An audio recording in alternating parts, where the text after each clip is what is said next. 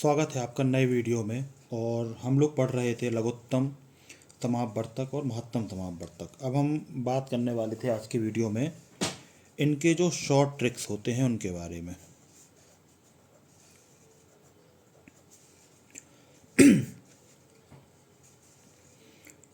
तो सबसे पहले बात करते हैं पहले ट्रिक की। पहला ट्रिक है वह बड़ी से बड़ी संख्या ज्ञात करें। वह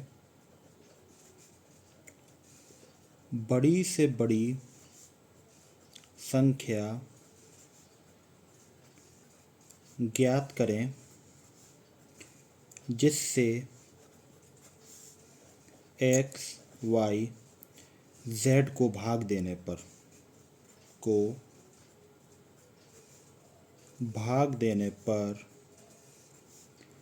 a, b, c बचे। क्या? वह बड़ी से बड़ी संख्या ज्ञात करें जिससे x, y, z को भाग देने पर a, b, c बचे। तो क्या होगा इसमें? इसकी व्याख्या इस तरीके से करेंगे या सॉल्व। अगर x, y, z में से a, b, c को घटाया जाए तो क्या होगा?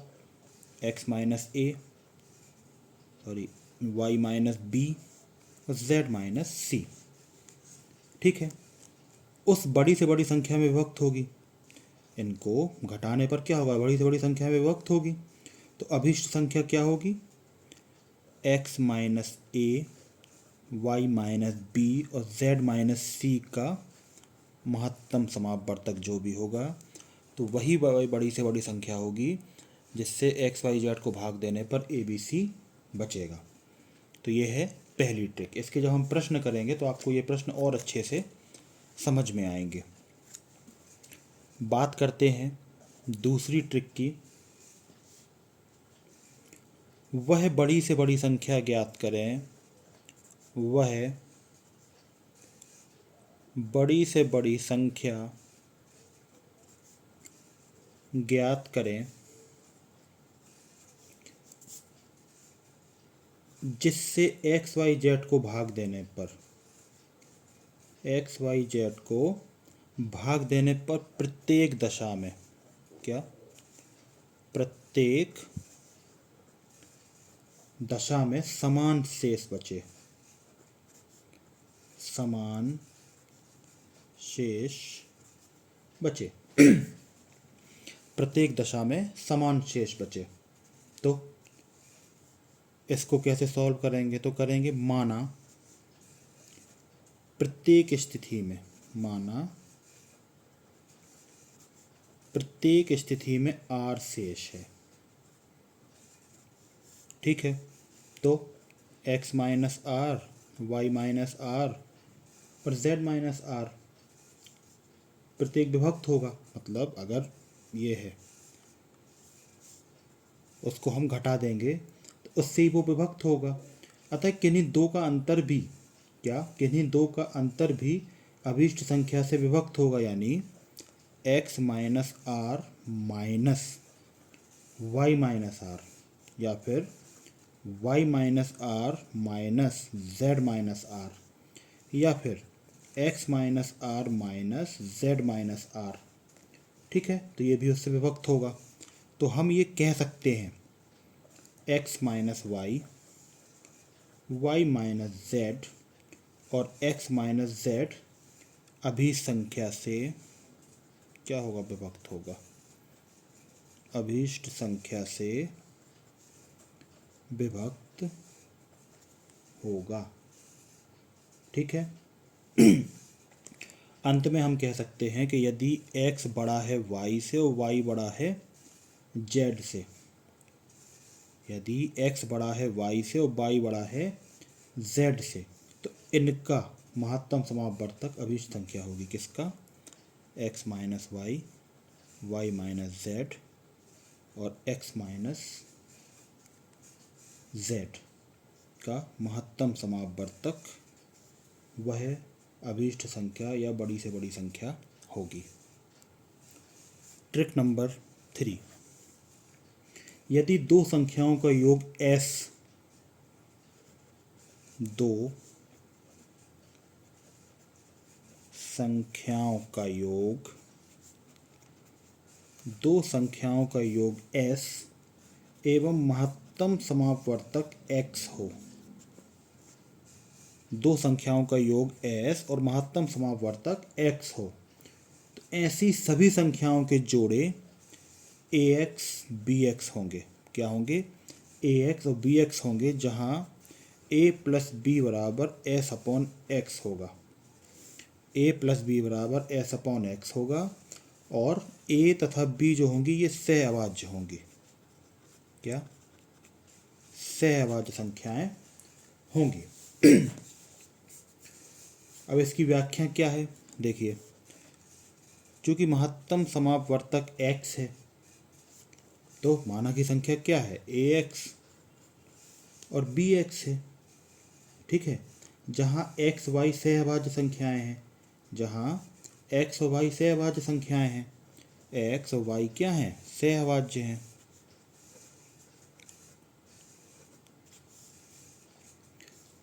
तो ax प्लस bx बराबर क्या होगा? s होगा। ax अपॉन bx बराबर s होगा। अब इन दोनों से कॉमन लेके हमने इसको इस तरफ कर दिया। ठीक है, तो क्या आ जाता है हमारा? a plus B is equal to S upon X. A तथा बी के सभी संभव मान निकाले जा सकते हैं इस तरीके से। ठीक है, आई थिंक ये आपको समझ में आ गया होगा। चौथी ट्रिक की बात करते हैं। यदि दो संख्याओं का गुणनफल p है, यदि दो संख्याओं का गुणनफल p है और महत्तम समापवर्तक x हो तो ऐसी सभी संख्याओं के जोड़े ax bx होंगे, जहाँ p एक्स स्क्वायर एवं a तथा b क्या होंगी? सहअभाज्य संख्याएं होंगी। सहअभाज्य संख्याएं होंगी। ठीक है, कैसे? ये इस तरीके से होगा, ax इंटू बी एक्स बराबर p है, क्योंकि गुणनफल p है तो x कॉमन आ गया तो ये आ जाएगा p एक्स स्क्वायर। ठीक है, अभी ये हो सकता है आपको उतने अच्छे से समझ में ना आ रहे हों, लेकिन जब इनसे संबंधित आप जैसे ही कोई प्रश्न करेंगे, इनसे संबंधित जैसे ही आप कोई प्रश्नों को सॉल्व करेंगे तो आपको बिल्कुल क्लियर हो जाएगा कि ये चीज़ें या ये शॉर्ट ट्रिक कैसे काम करती हैं।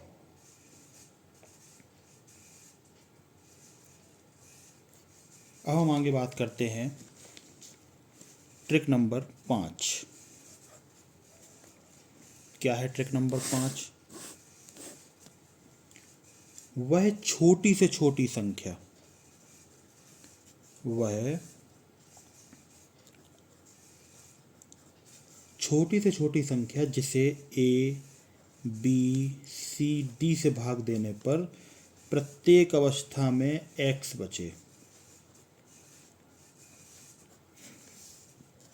प्रत्येक अवस्था में x शेष बचे। x शेष बचे। ठीक है, तो क्या होगा? अभिष्ट संख्या क्या होगी? संख्या होगी a b c d का लघुत्तम समापवर्तक और इसमें हम x को जोड़ देंगे। क्या करेंगे? इसमें x को जोड़ देंगे। अगली ट्रिक की बात कर लेते हैं।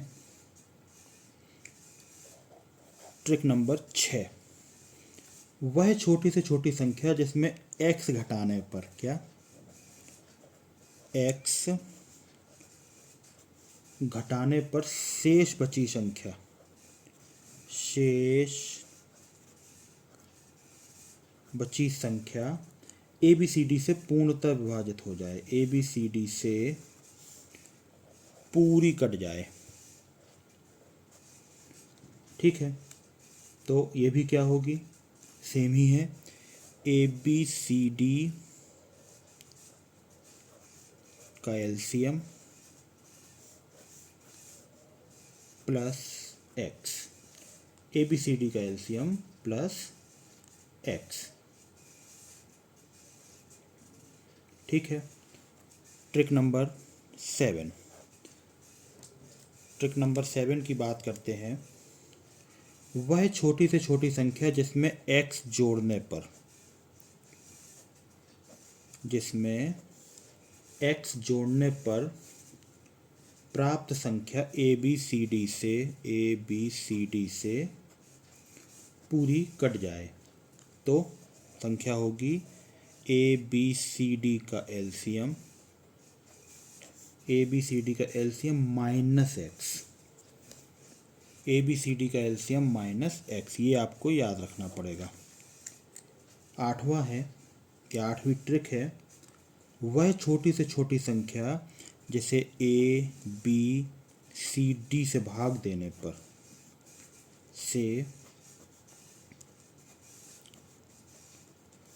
देने पर क्रमशः A minus R, B minus R, C minus R और D माइनस आर शेष बचे।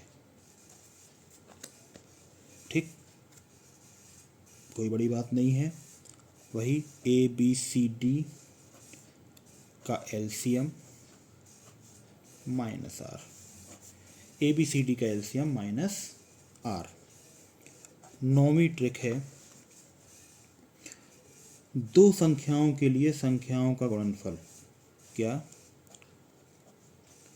दो संख्याओं के लिए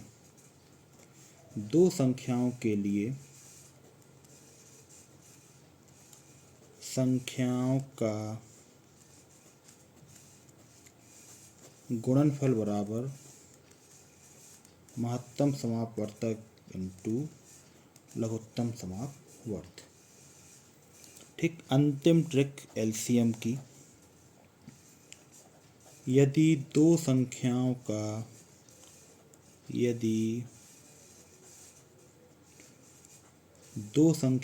का HCF x तथा LCM y हो तो यह माना जा सकता है कि संख्याएं AX व BX हैं। AX व BX हैं, जहाँ AB सहअभाज्य हैं, A भी सहअभाज्य हैं और ABX बराबर होगा y के, ABX बराबर होगा y के। तो ये थी LCM और HCF की शॉर्ट ट्रिक। अगले वीडियो में हम लोग इससे संबंधित कुछ प्रश्न सॉल्व करेंगे, जिससे आपको और अच्छा आइडिया हो जाएगा कि इन ट्रिक्स को कैसे यूज़ करना है और LCM और HCF के सवाल कैसे लगाए जाते हैं। मिलते हैं अगले वीडियो में, तब तक बने रहिए हमारे साथ। और वीडियो जो चैनल पे उनको आप चेकआउट कर सकते हैं। Thank you.